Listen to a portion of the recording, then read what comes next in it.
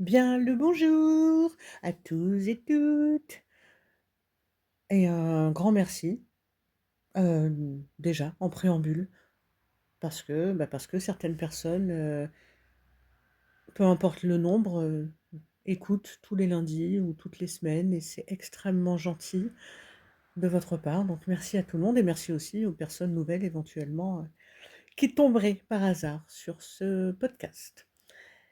Et je débute donc par une présentation très rapide de ma personne.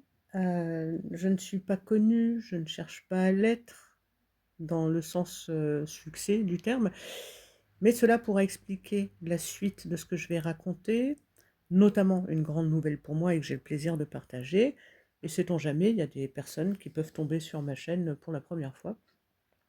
On ne sait pas. Donc dans le doute, on y va. Je me prénomme donc Aurélie. J'ai 42 ans, j'ai été diagnostiquée ce qu'on appelle TSA, trouble du spectre de l'autisme, sans déficience intellectuelle, lorsque j'avais 36 ans et je suis plutôt très épanouie. Je suis fondatrice et présidente du groupe d'entraide mutuelle TSA Nacranciel qui est situé à Poitiers et pour rappel, un groupe d'entraide mutuelle, ici TSA, c'est une association loi 1901 qui permet à des personnes, en l'occurrence ici autistes, on va dire avec, troubles du neurodéveloppement, plus généralement, de s'entraider, de faire des choses ensemble.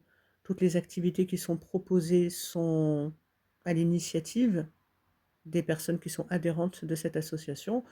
Ça permet de rompre l'isolement social, ça permet de partager, gagner en confiance en soi, et cetera. Plein de choses. Et la pérédance, qui est une notion que j'avais déjà abordée dans un podcast précédent, la pérédance est au cœur des gènes. Et il me semblait donc naturel, voire évident, d'aller plus loin et que cela devienne mon métier dans la Vienne, dans le département. Voilà, j'allais dire pour commencer, mais en fait, si ça se trouve, pour terminer aussi, on verra bien. Et finalement, mes connaissances, mes expériences et mes compétences dans ce domaine me donnent envie de continuer, j'allais dire, à contribuer, même modestement, au mieux-être de mes pairs, mais aussi de faire partie des passerelles de communication, de connaissance et de compréhension entre les personnes adultes autistes et les personnes non autistes. Que cela soit du tout public, des professionnels en libéral, des professionnels en institution, en structure associative, mais également auprès de professionnels sur le lieu de travail qui voudraient embaucher ou qui embauchent déjà d'ailleurs des personnes autistes.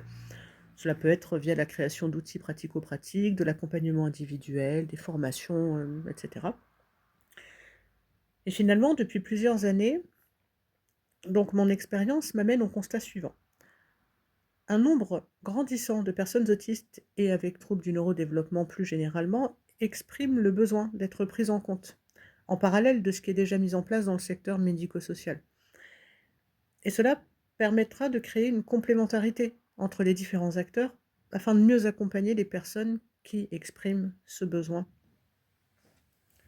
Et aider, soutenir, faire connaître ce qu'est l'autisme, permettre à différents acteurs et contextes de comprendre et de mettre en place les adaptations nécessaires, que cela soit sensoriel, social, cela peut même être dans la gestion de la fatigabilité et plein d'autres choses.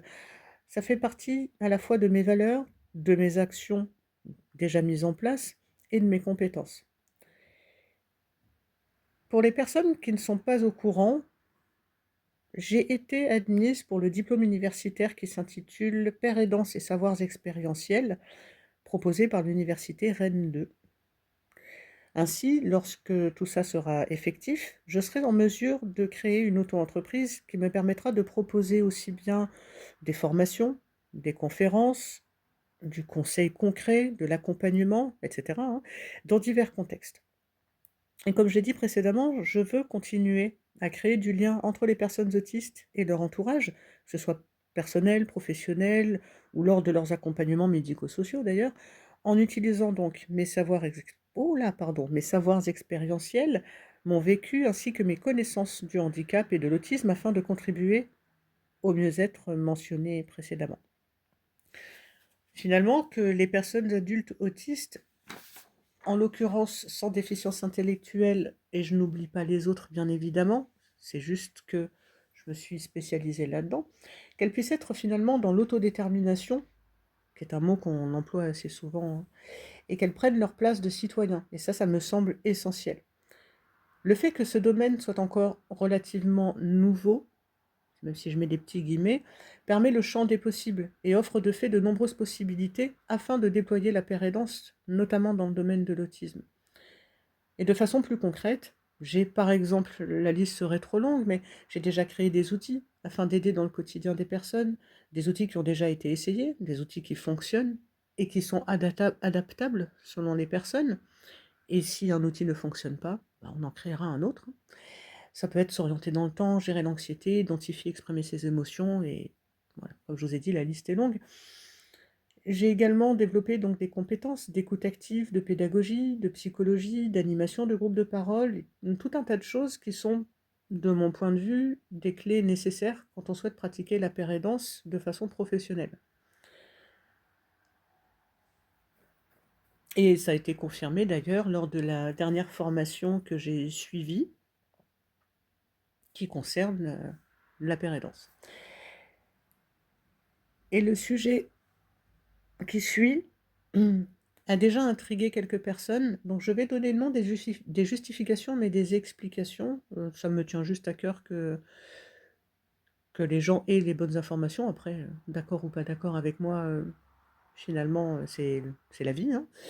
Mais vous verrez certainement en description de ce podcast un lien vers une cagnotte que j'ai mise en place pour les personnes qui souhaitent et peuvent me soutenir dans cette démarche pour le DU, puisque ça a un coût financier, et qui ont envie de le faire via ce biais-là. Cela dit, j'ai mis du temps avant de mettre ça en place pour plusieurs raisons, que ce soit éthique, morale ou autre.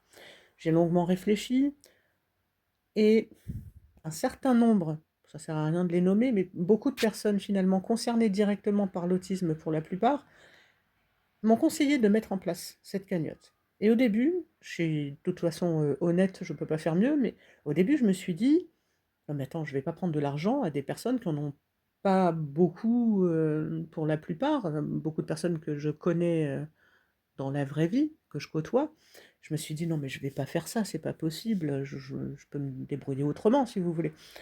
Et ce à quoi il m'a été répondu à plusieurs reprises: «Aurélie, tu n'obliges personne à faire quoi que ce soit, tu proposes». Et on est nombreux, à avoir envie de te soutenir et te remercier pour tout ce que tu fais déjà. Et comme on sait pas forcément de quelle manière, moi, je pense qu'une cagnotte, c'est un bon moyen de mettre ça en place. Donc j'ai gardé ça en tête, j'ai écrit, j'ai fait des tableaux, j'ai réfléchi, j'ai pris du temps.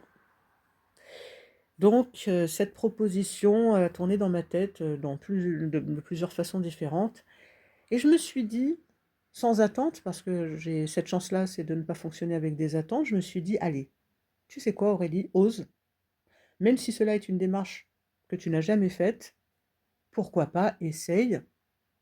En vrai, ça te prend 5 minutes et personne n'est obligé, de faire quoi que ce soit».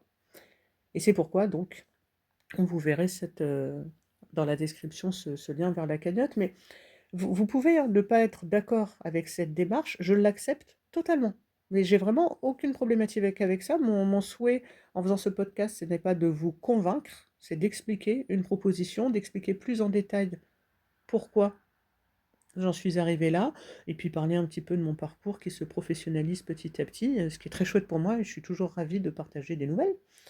Et donc le soutien effectivement peut être multiple, une pensée, un mot oralisé, un mot écrit, écouter un podcast, peu importe, il y a énormément de façons de soutenir quelqu'un et ça n'est pas nécessaire d'être financier, il y a vraiment pas de problème avec ça. Voilà, donc je voulais simplement, être honnête, non pas que je le sois pas d'habitude, mais là ça me semblait, important et intéressant. Et comme à mon habitude, je remercie toutes les personnes, comme je l'ai fait au début du podcast, je remercie chaque personne qui aura pris de son temps et de son énergie afin d'écouter mes propos. Parfois je paragouine ou je balbutie, j'écorche certaines phrases parce que je ne prépare pas nécessairement quelque chose à lire, donc je vous dis les choses telles qu'elles me passent par la tête. Et je vous souhaite une semaine qui soit la plus agréable possible et surtout, je vous dis à la semaine prochaine. Merci encore.